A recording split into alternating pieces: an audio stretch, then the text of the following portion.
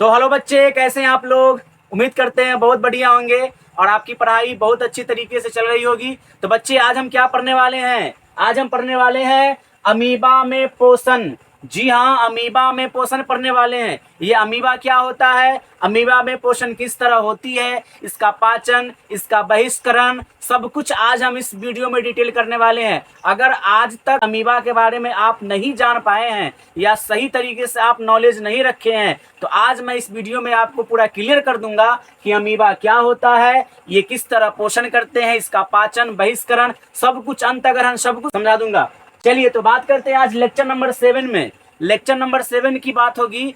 हम आपको इससे पिछले वाले वीडियो में लेक्चर नंबर 6 तक कंप्लीट किया है, जिसमें मैंने आपको समझाया है कि प्रकाश संश्लेषण के लिए जो है कार्बन डाइऑक्साइड आवश्यक है, इसके लिए एक प्रयोग कीजिए। अगर आप उस वीडियो को अभी तक नहीं देखे हैं तो बड़ी मेहरबानी आप उस वीडियो को जरूर देखिए। इसी वीडियो के डिस्क्रिप्शन में उसका लिंक रखा हुआ है, आप वहां जाइए और सबसे पहले उस वीडियो को देखा कीजिए, ठीक है। फिर आप इस वीडियो को आएंगे तो आपको बहुत अच्छी तरीके से जो है समझ में आने वाला है।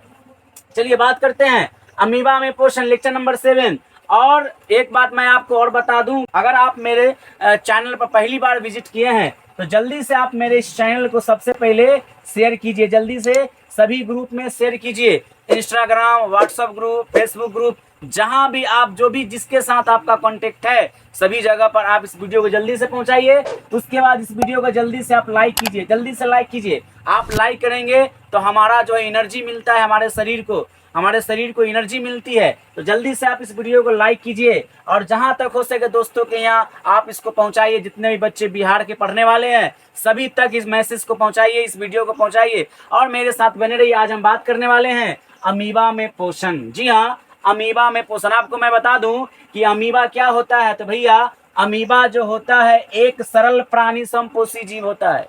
अमीबा क्या होता है?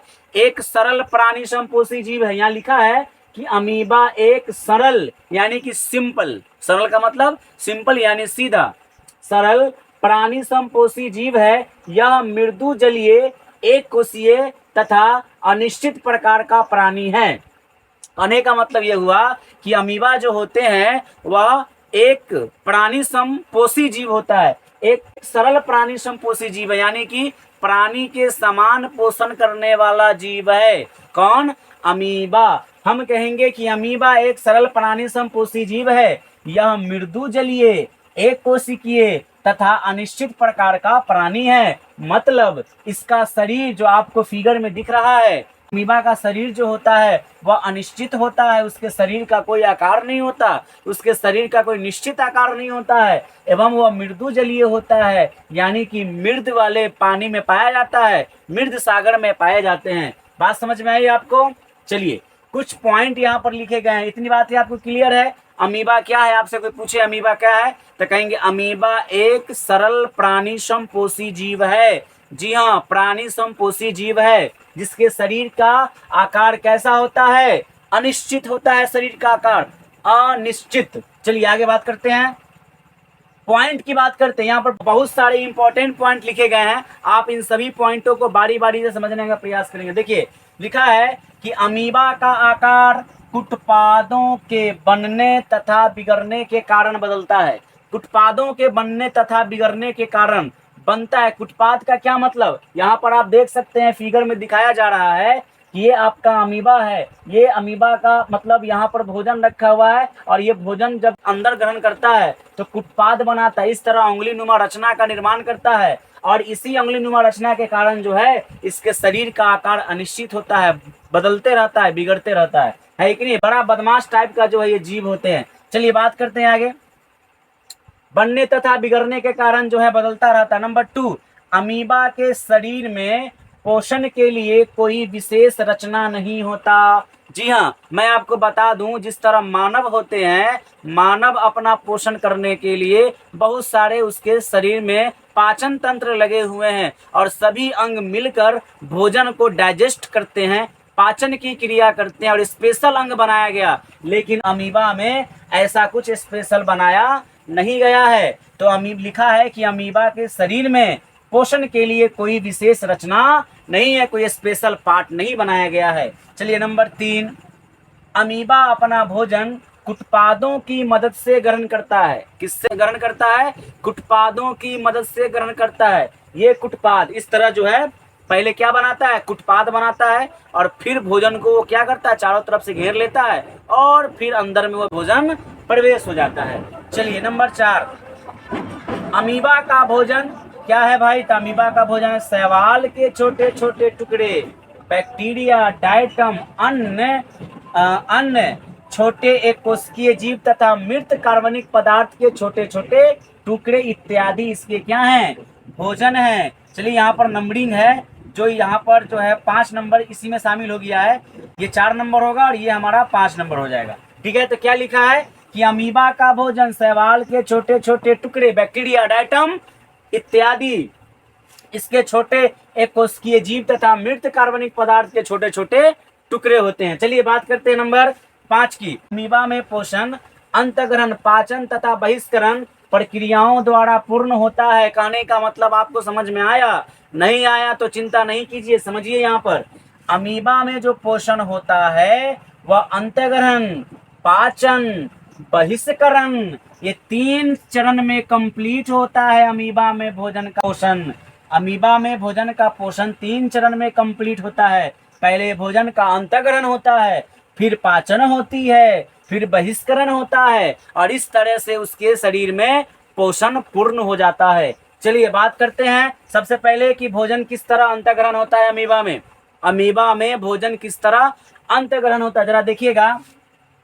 अंतःग्रहण, अमीबा में भोजन के अंतःग्रहण के लिए मुख जैसा कोई निश्चित स्थान नहीं होता है। क्या आपको, हमको या इस धरती पर रहने वाले जीवों को खाने के लिए एक स्पेशल अंग बनाया गया? अमीबा को नहीं बनाया गया। अब आप खुद सोचिए कि उसके शरीर एक कोशिका का बना हुआ है, तो एक कोशिका में क्या क्या चीज बनाया जा सकता था? नहीं बनाया जा सकता था। इसीलिए मुख जैसा कोई स्थान नहीं होता है। आप देख सकते हैं ये अमीबा का फोटो है, ये इसका केंद्रक है। ये जो आप काला काला टिक्का देख रहे हैं ये इसका केंद्रक है और ये भोजन है लाल वाला, ये भोजन है। जैसे ही भोजन इसके करीब आता है तो क्या करता है, जरा देखिएगा, निश्चित स्थान नहीं होता है, बल्कि भोजन जब अमीबा के नजदीक होता है तब अमीबा भोजन के चारों ओर कुटपादों का निर्माण करता है। जैसा कि आपको फिगर में दिख रहा होगा कि इस तरीके से उंगली नुमा रचना, देखिए भोजन यहाँ पर था तो इसी को कुटपाद, ये जो भोजन है ना, ये वाला जो आप रचना देख रहे हैं इसको बढ़ाया आगे मुंह में, ठीक है ना, इसको आगे किया, भोजन को घेरने के लिए जो है आगे जो है उंगली नुमा रचना बनाई, जिसको हम लोग कुटपाद कहते हैं। ठीक है, कुटपादों का निर्माण करता है और कुटपाद तेजी से आगे बढ़कर भोजन को चारों ओर से पूरी तरह घेर लेता है। धीरे धीरे कुटपादों के सिरे तथा फिर पार्श्व आपस में जुड़ जाते हैं। इस तरह भोजन का अंतःग्रहण अमीबा में हो जाता है। जरा देखिए यहाँ भोजन है, ये रचना को बढ़ाया, कुटपाद बनाया और इस भोजन को अंदर किया और फिर धीरे धीरे धीरे धीरे आगे जाकर यहाँ पर ये वाला जो है इसका ये भाग और ये भाग दोनों सटा लिया और भोजन कहाँ चला गया?